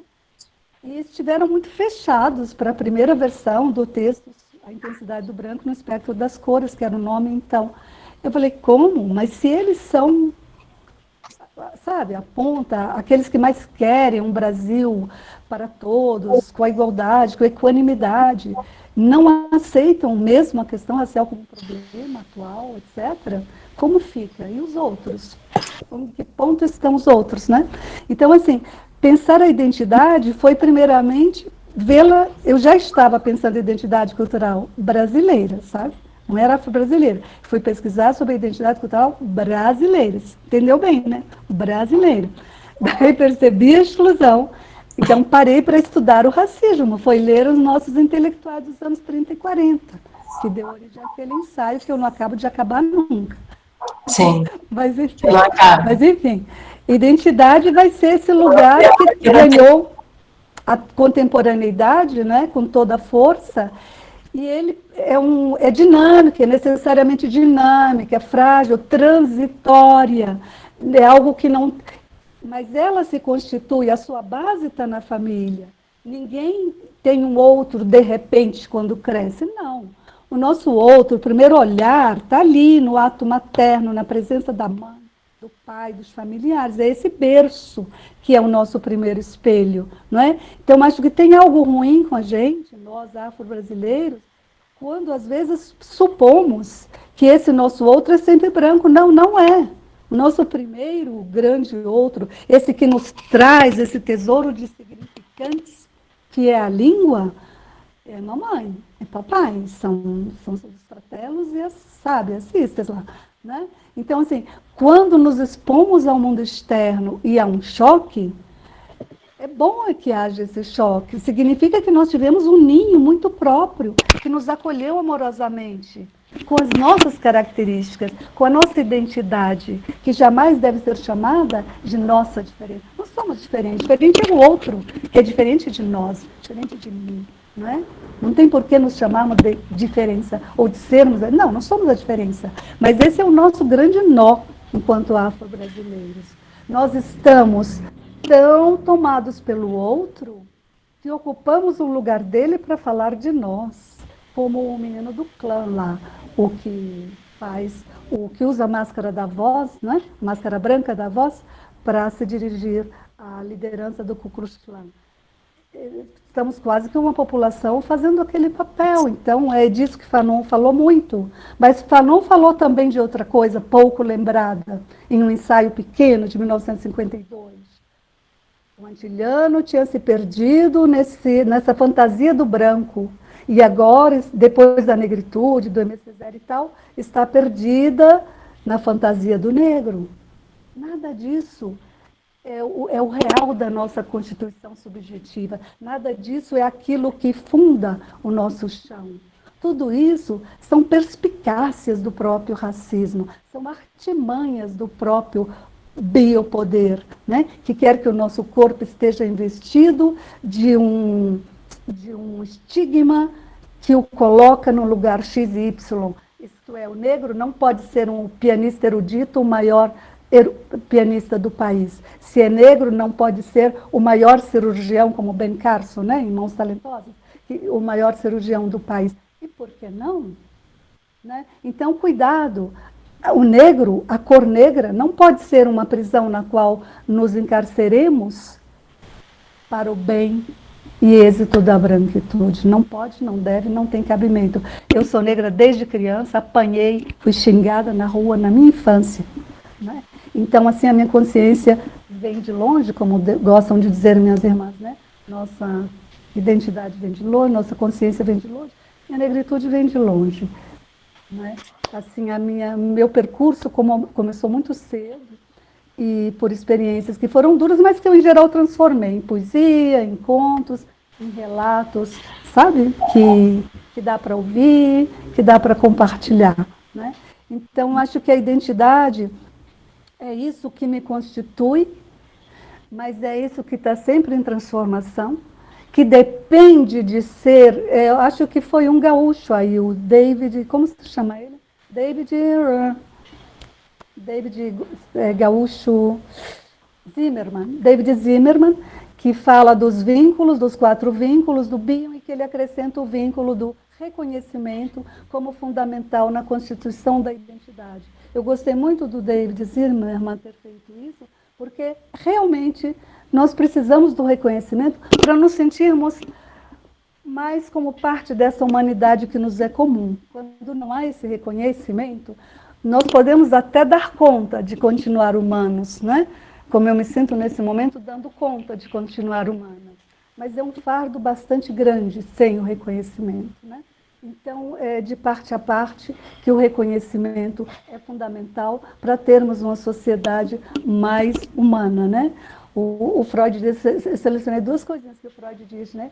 O primeiro humano que insultou o seu inimigo, em vez de atirar uma pedra, né, deu início à civilização. Quer dizer, posso até conviver com que me contradigam, estejam do lado oposto da minha teoria, da minha percepção das coisas, mas não me neguem minha humanidade, né?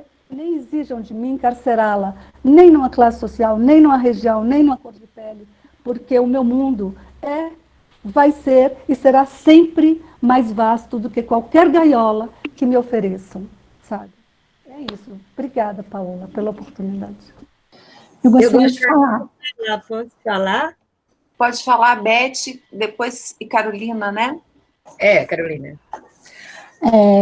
Lourdes, super obrigada por você me fazer entender algo que eu estava com muita dificuldade de compreender, que eu vou citar, e acho que hoje até na live da família do Paim foi colocada, né, o lugar que o presidente da Fundação Palmares tem ocupado de uma maneira assim, né, a gente fica inconformado, enfim, revoltado, como é que, né, ele faz essas coisas. Acho que quando você traz uma ideia, né, de que a gente pode ocupar todos os lugares do mundo, né, quer dizer, e não apenas, né, aquele que vai, enfim, como a gente está muito acostumada, né, o negro militante, digamos assim, pela causa, né?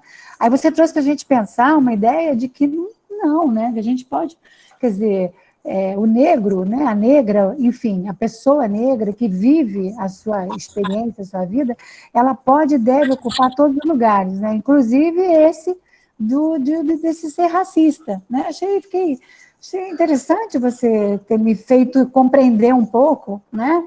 Que, enfim, ele pode, né? Quer dizer, é como se, na minha concepção, ele não poderia, sabe, Lourdes? Quero dizer para você que, seja um branco, seja um negro, fazendo o que ele está fazendo, seria igualmente muito ruim, né?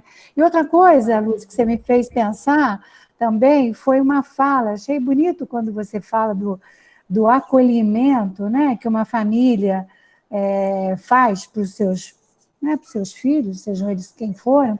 Você me fez lembrar da tese da Isildinha Nogueira, que eu cheguei a ler um tempo atrás, quando eu e Cláudia escrevemos aquele texto que ela levou para Cabo Verde, sobre o lugar da mulher negra. E ela conta, né, a dureza que foi para ela ser filha de uma mulher que havia sido muito maltratada pelo racismo, né?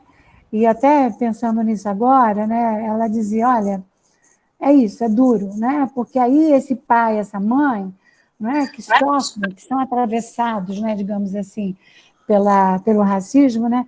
Como é que eles vão poder olhar para esse filho? Então, você trouxe a questão da educação das crianças, que eu acho que é um tema importantíssimo. Eu tenho uma neta e um neto, eles são negros, né? O pai é africano, e assim, é muito interessante conversar com a Marina e com o Pablo, né, sobre o lugar deles, né? Enfim, então a gente debate muito o lugar deles, enfim, não só na família, mas na vida deles lá fora. Quer dizer, eu acho que você trouxe muito conteúdo aí. Na verdade, minha fala foi só para te dizer que você me ajudou a pensar muita coisa, que talvez eu estava ainda com muitas interrogações. Carolina, depois a Cláudia Carneiro. Pois não. Gente, boa tarde. Estou muito feliz de estar hoje, esse 5 de dezembro, né? Vai ficar na história de alguma forma, desses avanços, né? E dessas possibilidades de a gente poder se inserir cada vez mais nesse campo que é de todos nós, uma palavra que já não pode deixar de ser dita, uma voz que não pode mais deixar de ser ouvida. Então, em princípio, eu queria parabenizar aos dois. Maria de Lourdes, é um prazer lhe conhecer, quer dizer, sabia do seu nome, sabia dos títulos de alguns trabalhos, agora eu quero ler os seus trabalhos. Gostei muito, mas muito mesmo do que você falou, trouxe de fato, como você disse, uma escravidão passada e essa luta pelo racismo presentificado através das falas e, fundamentalmente, no caminho que eu venho seguindo, lado a lado, que eu foge de vez em quando, nas lives do Paim, na amizade que tenho pelo Paim, pela Cláudia, com Paola, com Beth, com o pessoal do CPLP, não é? Como tem aberto o caminho. Mas eu queria me fazer valer com tuas propriedades, Maria de Lourdes, eu tenho que ler algumas coisas tuas, não é? Como um belo poema retomar, o que você falou para finalizar, mas queria retomar a importância de que esse avanço, que Paim identifica, que Paim nomeia, que Paim assume em tão pouco tempo, e gera tanta mobilização dentro de um período pandêmico, não é? A gente vem à tona, a gente passa a conversar o sábado inteiro, incansavelmente, mas principalmente a apropriação nossa, como psicanalista que somos, no lugar que estamos falando, de compreender essa transitoriedade que está acontecendo nos dias atuais, no texto citado por Paim, na fala, como um dos mais belos de Freud. Então, eu queria dizer que esses conceitos, eles nos fazem, não é, como psicanalista, né, para poder aprender dos outros a sabedoria dos nossos sociólogos e mais outros que sejam, né, nos fazem deslizar, pensei assim, nessa possibilidade de ir com vocês, de andar junto com nós, psicanalistas, para que possamos reforçar nas instituições a importância de que temos dentro da própria obra de Freud a possibilidade de ver um racismo estrutural e uma melancolia estrutural.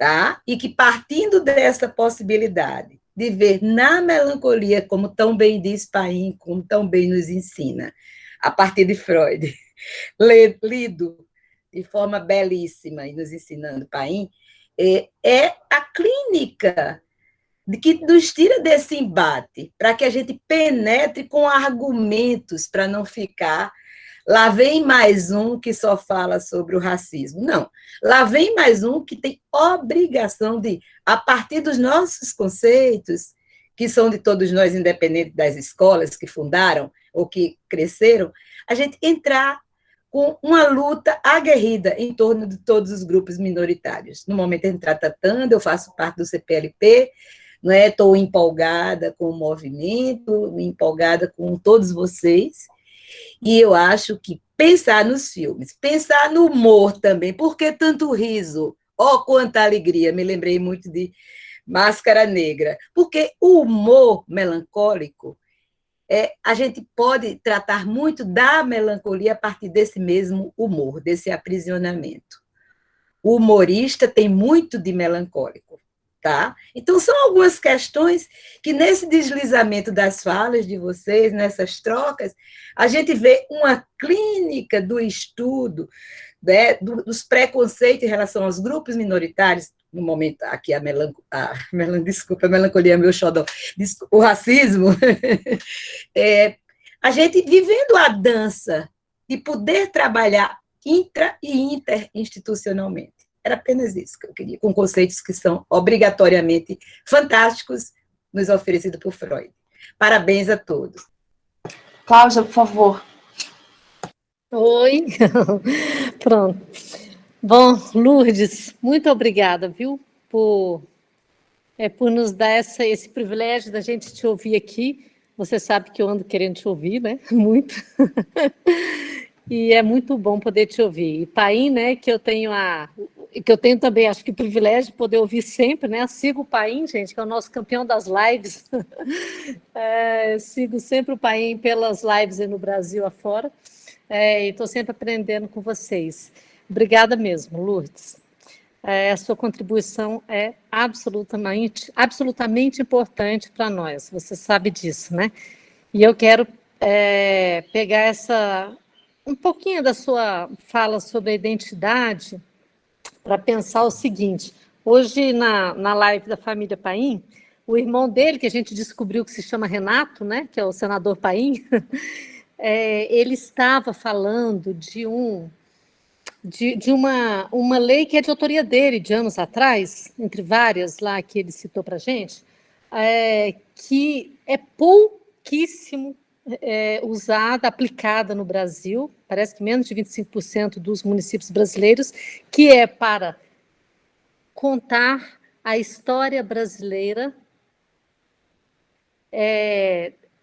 no mínimo isso, né, na visão dos negros, na visão na visão indígena, né, na visão da negritude, a história contada pelos negros, a história contada pelos índios, né, se a gente não vai falar de uma só verdade, né, que tem a verdade do colonizador, tem a verdade do colonizado, mas essa história que a gente desconhece enquanto Brasil, né? E olha, o que é identidade? Nós sabemos que a nossa identidade, tanto identidade social, identidade cultural aí, né, de um povo, mas a identidade do ponto de vista subjetivo, né, assim que a psicanálise, né, tanto contribui aí, nós formamos essa identidade pelas histórias também que nos são contadas, né? Pelas histórias como crianças, bebês, né? Pelo som, pela voz da mãe, pelas histórias que ouvimos, né? Pelas histórias dos ancestrais, as histórias ditas e as histórias não ditas, né, gente? Que vão passando aí transgeracionalmente. Então, olha a importância disso. Nós somos uma sociedade que agora que a gente está em grande escala, que eu falo, em grande escala, agora que a gente está se despertando para isso, né? Há pouco tempo, né? O que é a história? Ele é um livro do Laurentino, Escravidão, para a gente ver o que é essa diáspora negra, o que foi, né? Essa passagem aí, né, para o Brasil. Por exemplo, reconhecer que os escravizados, eles foram os principais autores da nossa formação social e formação econômica, que vários pensadores nossos disseram isso ao longo do século, né? Florestan Fernandes, Clóvis Moura e tantos outros, né? Mas, assim, que em grande escala isso não é visível, né? E eu acho que dentro da nossa instituição psicanalítica, e aí Brasília, eu acho que nós estamos também podendo resgatar isso com a história de Virgínia que a gente resgata, né? A Virgínia, que todos conhecemos, mas para o público interno, nós, e para o público externo, nós estamos resgatando a Virgínia negra, né? Que não era falada, né?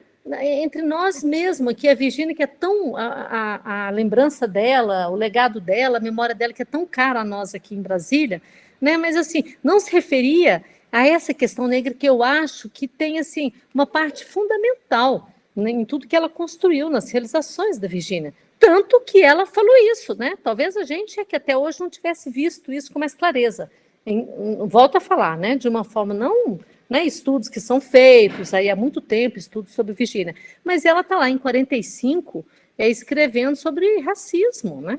E numa Paola que me alertou para isso, numa publicação que assim, foi antes do Fanon, entendeu? Antes do Fanon, estava a Virgínia já com a dissertação de mestrado dela falando disso. E nós podemos agora falar de Virgínia e trazer isso à tona, assim, para a gente poder olhar para os nossos umbigos, né? Poder olhar para a nossa instituição, né? Até aí toda a discussão do racismo institucional, e a gente poder desconstruir e poder construir novas narrativas, né, para a gente. Então, assim, muito obrigada também, Daniela, muito obrigada, né, por você ajudar aí, trazendo essa discussão, propondo esse debate aqui, que Brasília está inserida no debate. Que bom. Cláudia, não foi fácil conseguir esse evento, né? Foi um evento muito esperado desde o ano passado, né? Eu e a Luz conversamos, a gente ficou muito tocado, né, pelo evento, pela situação dos 80 tiros, né? A gente queria fazer um evento que tivesse esse nome, né? Mas aí a gente ficou um pouco preocupada de assustar, né, a plateia, as pessoas ficarem tão apavoradas, não quererem nem conversar, né, porque tem um nível de violência, às vezes ele emudece, ele não possibilita a conversa, né? Então, assim, a estratégia, acho que eu pensei em fazer um debate sobre necropolítica, né? Será que a gente caminhava por aí? Mas, assim, acho que os filmes, eles sempre nos ajudam a abrir um caminho, né? Um rio aí para a gente poder passar, para a gente poder transitar, porque é um assunto, acho que tão doloroso, né? Acho que a Lourdes, o que ela viveu agora recentemente, né? Ela chegou a me contar antes desse nosso encontro. Então, são coisas que tocam tanto a gente que, às vezes, é tão traumático, né, que emudece, né? Então, foi difícil achar um jeito de conversar. Na verdade, eu também pensei em colocar, viu, Paim, o Django Livre, que eu adoro. Eu acho super revolucionário. Aquela dança final dele, né? E, ao mesmo tempo, ele tem uma sensibilidade, né? Porque tem aquele... Viva Tarantino, né? Oi? Viva Tarantino. Viva Tarantino, assim, mas aí eu falei, gente, eu vou ser muito revolucionária, vou segurar um pouco a minha onda, então foi o caminho possível, né? Sempre um caminho negociado, o que a gente chega ao final, né? Mas era isso que eu queria aí contar um pouco sobre essa caminhada para construir esse evento. Eu estou muito emocionada, né? O último evento dessa gestão, mas assim, acho que maravilhosas as falas, né, do Inácio, da Lourdes, o debate, né, as colegas todas aí também trazendo elementos muito ricos. Lúcia, eu vou passar para você. Lúcia, deixa eu só complementar uma informaçãozinha, Lúcia. É que talvez muitos de vocês não saibam, né? Eu acho que a gente até recebeu comunicado sobre isso, mas a FEBRAPSE, ela acaba de criar, na Assembleia Geral, né, da FEBRAPSE, que foi, acho que uma semana atrás, né, Paim? Ela acaba de criar uma comissão, que é uma comissão permanente, né, permanente, para discutir as questões sociais, relações sociais dentro da instituição psicanalítica e para promover ações afirmativas. Então, assim, ó, institucionalizar é muito importante. Por quê? É porque, no mínimo, é reconhecer a necessidade desse debate, né? Tudo bem, né? As instituições, né, algumas coisas são institucionalizadas e nem se resolve, mas assim, tem muita gente interessada nisso, né? Em fazer funcionar, né, Painho? Então, assim, ó, isso é um passo importante se pensarmos na necessidade de nós, psicanalistas, olharmos para a nossa casa. É uma verdadeira revolução por dentro, né? A partir dos infiltrados da clã. Então, eu já deixei escrito, né, para o Painho e para a Lourdes, né, que foram duas falas muito importantes, muito tocantes, e que, né, para a gente pensar, refletir. Mas eu queria também deixar meus parabéns para a Daniela, que fechou, né, a gestão com chave de ouro, né, com questões importantes, inclusive para a nossa reflexão daqui para frente na sociedade, né? Então, quero te agradecer. Obrigada. Um beijo para todo mundo. Obrigada, querida. Obrigada, Cláudia. Quem quiser a palavra, é só pedir, Inácio. Uma palavrinha, depois de Painho. Vá, Painho, vá. Eu sei que, assim, que eu estou muito feliz com tudo, assim, e com as coisas que a gente está fazendo, movimentando. Volto a dizer, assim, que ter ouvido pela primeira vez a Lourdes foi muito bom, acho que foi muito importante, Lourdes. Assim, nós vamos te exigir mais, nós vamos querer te ter mais perto, né, porque tu tem muito a nos dar, nós temos muito a aprender contigo. Nós estamos falando no nosso grupo, nós somos todos muitos jovens, não em idade, né? Podia ser mais jovem em idade, mas em termos dessa vivência, em termos de nos metermos com isso, a maioria de nós é muito recente, na minha história é muito recente, algo em torno aí de 3 anos que eu começo a me aproximar de todas essas questões, né? Então, te ter de forma mais perto, isso é um grande presente, não só para esse evento de hoje, mas é um grande presente para a FEBRAPSE como um todo, né? Acho que a FEBRAPSE tem vários colegas de várias regiões e nós vamos poder trabalhar muito mais sobre essas questões. Acho que tem questões que a gente vai poder vir a conversar em outros momentos, as questões das identidades, desses processos, as questões, assim, que tu trouxesses bem importante, que a gente só vai tangenciar, porque nem dá tempo nos nossos espaços, né? Mas esse processo das identificações é a grande questão, né? O processo identificatório, até um dia desse com a Cláudia, nós discutíamos com a Paola e tal, com a Tereza, essa questão dos processos identificatórios, com certeza, esse é o ponto de partida que a psicanálise tem para poder avançar, é muito mais do que isso. Mas essa questão identificatória, quem são esses personagens, como nos constituímos, como é que a gente ainda vai lidar com o ideal de eu que é tão branco ainda? Esse processo de transformar esse ideal do eu branco num ideal de eu negro, com as suas multifacetadas, brancas e negras, etc., é um processo importante e significativo nesse processo de libidinização que tu disseste tão bem, tão oportuno e tão intenso. Isso marca as diferenças, evidentemente marca as diferenças, né? Então, acho que nós temos coisas importantes para fazer. Eu acho que esse evento abriu mais uma porta importante e significativa. De novo, não só reflexões, mas ações nesse sentido, assim, bom, nós temos mais coisas para fazer, mais trabalho, mas temos mais arsenal. Nós temos arsenal terapêutico, nós temos ideias, nós temos questões importantes. Acho que um dos eventos que eu posso deixar aí como sugestão para o nosso próximo ano é, quem sabe, a gente falar um pouco sobre o processo analítico, como é que é o processo analítico nessas questões interraciais. Eu acho que ninguém tem a resposta, eu não tenho, mas eu tenho o desejo de falar, de interagir, que eu acho que a gente também poderia avançar via a clínica, a teoria, mas trazer para a discussão como fazer o processo, como é que esse processo analítico, analistas negros, brancos, pretos, como é que a gente se relaciona, como é que a gente se encontra, as questões racistas bilaterais, como é que elas vão ser transformadas. Eu acho que poderia ser um ano, assim, de a gente poder se dedicar, um ano como mote, né, como ponto de partida sobre essas temáticas do fazer do analista, que a nossa grande questão é a clínica, o que fizemos como analista e como é que a gente pode trabalhar, né, teórica e tecnicamente essas questões. Eu acho que é um desafio importante e que eu gostaria de convidar para que a gente pudesse ter como metas para o próximo ano, entre tantas, talvez uma meta de trazer o processo analítico e essas questões interraciais como um grande desafio. Posso falar, Daniela? Daniela sumiu.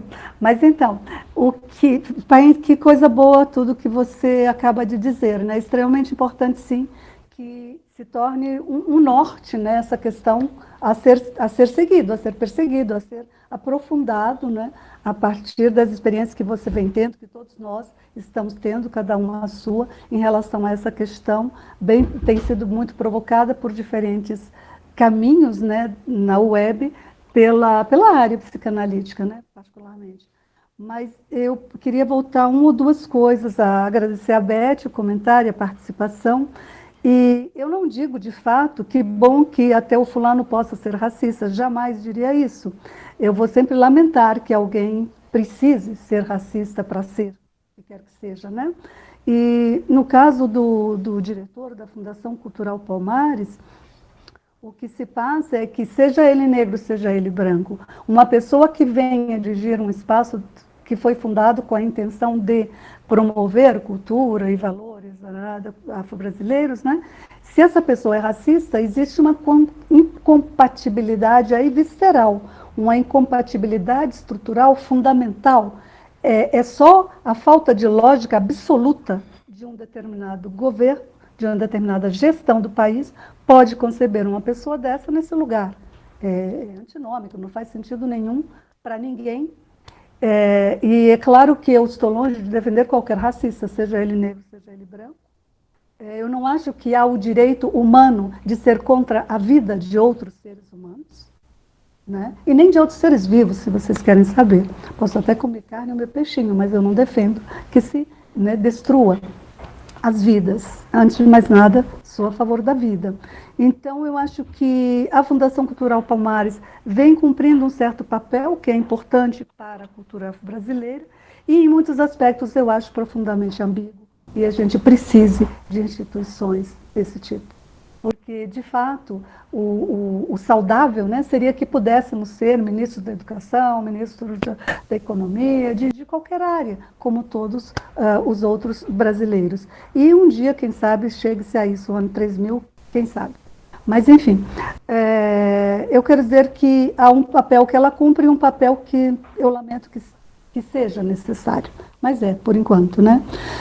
Fiquei feliz de saber que o senador Paim, a quem devo tantas participações no Senado Federal, é irmão do nosso Paim. Eu não sabia. Mas, assim, muitas vezes, né, eu estive no Senado Federal ou na Câmara dos Deputados em atividades chamadas, né, pelo deputado ou pelo senador Paulo Paim. Então, é um prazer enorme saber que vocês estão juntos. Que bom, né? Na mesma família, etc, etc. Bacana, muito bom saber disso. Eu queria falar só rapidamente da clínica, e racismo e clínica, porque a gente não vai ter tempo mesmo para entrar, nem para aprofundar. Mas eu queria trazer dois exemplos. Um é o exemplo lacaniano. Lacan, esse depoimento foi da própria analisanda dele, não é? Que fala que está ali conversando com Lacan, ela está na sessão de análise, e ela se refere ao fato, acho que ela acorda ou tem algum estado emocional todo dia às 5 da manhã, porque às 5 da manhã era a hora em que os soldados da Gestapo passavam, né, ali pelo dormitório. E o Lacan, Gestapo, em francês, é dito Gestapo, Gestapo, com acento tônico no O. E po, em francês, é pele. Né? Po, em francês, é pele. Embora o po de Gestapo seja P-O. Po é pele. Então, quando ela diz o calafrio que ela sente às 5 da manhã, lembrando o calafrio que sentia cada vez que às 5 da manhã passava um soldado da Gestapo, o Lacan toca o rosto dela e fala Gestapo. Gestapo. Ele usa as mesmas letras e pronuncia de uma maneira suave, como uma canção de Ninar. Gestapo. Gesto de pele, pele com pele. Gesto de amor, gesto de acolhimento, gesto de escuta de uma dor, né? E aquilo sana para ela esse pesadelo de acordar todo dia às 5 da manhã. Né? É uma interpretação eficaz. Agora, imagina viver uma experiência como a que eu vivi, incomparavelmente menor, menos dramática, menos violenta, menos trágica, né? Que foi uma ameaça virtual, né? Por mais que eu tenha sentido isso na carne, tenha revirado o estômago e etc., foi uma ameaça virtual. Mas eu me senti totalmente ameaçada, de corpo e alma e etc. E por dias, eu estou me acalmando disso. E aí eu falo dessa dor, desse sofrimento. E ao invés de ouvir qualquer coisa, eu posso ouvir, por exemplo, que eu estou vivendo uma angústia persecutória. Ouvir essa expressão, comparem ouvir isso com ouvir um gesto qualquer ou outra coisa qualquer. Então, isso é da clínica. E escutar o racismo é humanizar a escuta, é educar a sensibilidade para um tipo de sofrimento. Não transforma esse sofrimento em teoria, porque você aprofunda a punhalada. É isso. Desculpa. Mas, enfim, eu preciso dizer, para terminar, que a Daniela Prieto e a equipe, a Renata e os outros, que eu não me lembro o nome de todo mundo, fizeram uma belíssima gestão à frente da Comunidade de Cultura. Eu acho que esses 2 anos contamos sempre com atividades interessantes, provocadoras, ricas, estimulantes para a psicanálise, né? Essa é mais uma delas, espero que sim, está sendo para mim, espero que seja para todos nós. E eu acho que estão todos de parabéns pelo trabalho que fizeram nessa gestão. Que continue assim, ajudando a psicanálise de Brasília a crescer, amadurecer, florescer e se expandir, dando frutos. Quem sabe até com ações afirmativas para ajudar psicólogos, tanta gente que está aí querendo se tornar psicanalista, né? A, de fato, terem um espaço que possa favorecer, né, com ações afirmativas mesmo, que possa favorecer a formação de mais psicanalistas negros. É muito ruim ser sozinha. E o Paim disse num dado momento que era fácil ser um só, que dava para acomodar. Isso era fácil na França, nos anos 30, quando o Senghor é o primeiro aluno negro da Sorbonne. Não causou muito barulho e foi bem acolhido. Mas eu não acredito que hoje seja tão fácil ser único. Talvez sendo homem seja mais fácil, com charme, barará.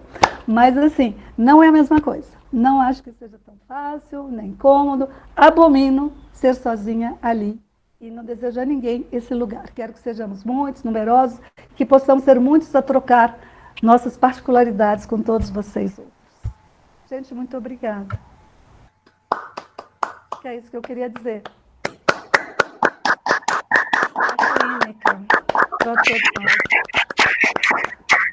Eu vou fazer uma defesa aqui, né, de que toda vez que a gente quiser aplaudir, a gente abra os microfones. Muito bom. Falta a gente ouvir os aplausos, né? Fica só o aplauso mudo. Tá bom.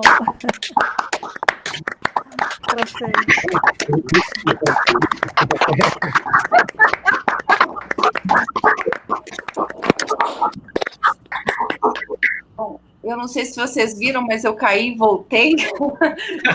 Mas eu queria muito agradecer, né, ao Paim, a Lourdes, a todos os presentes, as contribuições dos colegas, a parceria, né, de 2 anos aí com a Daniela Boyanovski, com a Veridiana Canizin e com a Renata Arouca, né, foi um prazer aí ter esse evento aí como finalizador de uma gestão, né, foi um evento de muita riqueza, né, os filmes foram apenas para começar a conversa, né, porque a riqueza do que a Lourdes e o Paim tinham para nos trazer era muito maior, né, então acho que eu agradeço muitíssimo, acho que todos aproveitaram, né, não é sempre que é possível ouvir, né, acho que o Paim foi importante conhecer a Lourdes, né, Paim, acho que você não conhecia, né, uma riqueza da nossa sociedade, acho que é uma importante pensadora, né, tem aí contribuições muito ricas, né, para pensar o tema, e queria agradecer a todos e abrir, né, para as considerações finais aí, se vocês tiverem.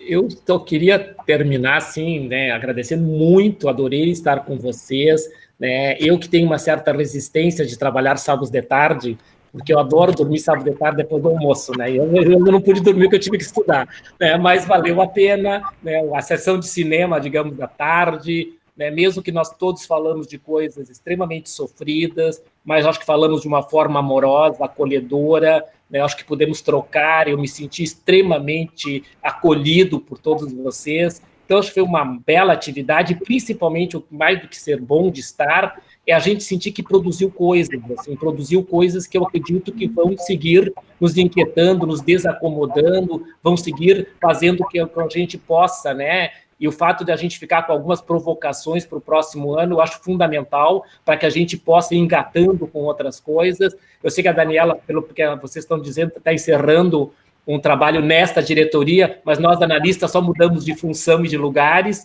porque a psicanálise precisa de nós temos que seguir estudando, produzindo, temos que seguir nos implicando com as direções das nossas instituições, então a gente sabe que a gente só vai trabalhando, ocupando novos espaços.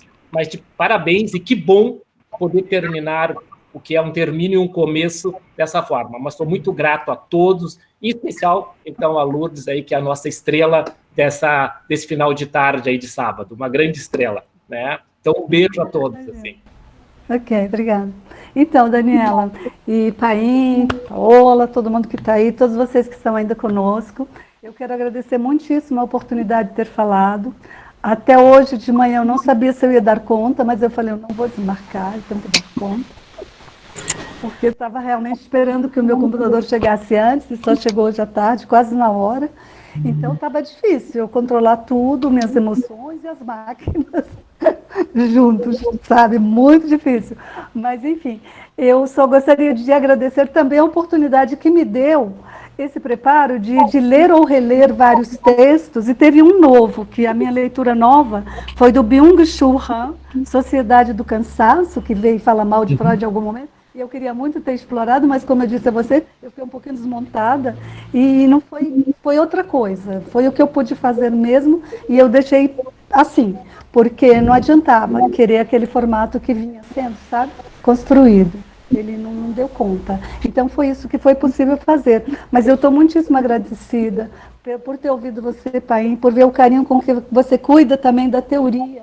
E você não desagarra a teoria e prática e vivência, né? E isso é extremamente importante da gente aprender com você, apreciar em você, né? E ficar feliz por ter podido também compartilhar desse seu conhecimento, da sua exança, né, sua facilidade, né, com a teoria e a clínica, e isso é muito bonito da gente, né, testemunhar aqui e reconhecer, é um prazer reconhecer o seu talento, né, para falar disso, para falar da psicanálise, para falar da vida, para falar do sofrimento, da tragédia, da desgraça, que é uma coisa dessa, que é o racismo. E eu tenho um lado um pouco trágico para olhar para isso, mas eu sempre tento. Não é dourar a pílula, eu tento dizer de uma maneira que se possa me escutar, né? E eu espero ter sido escutado.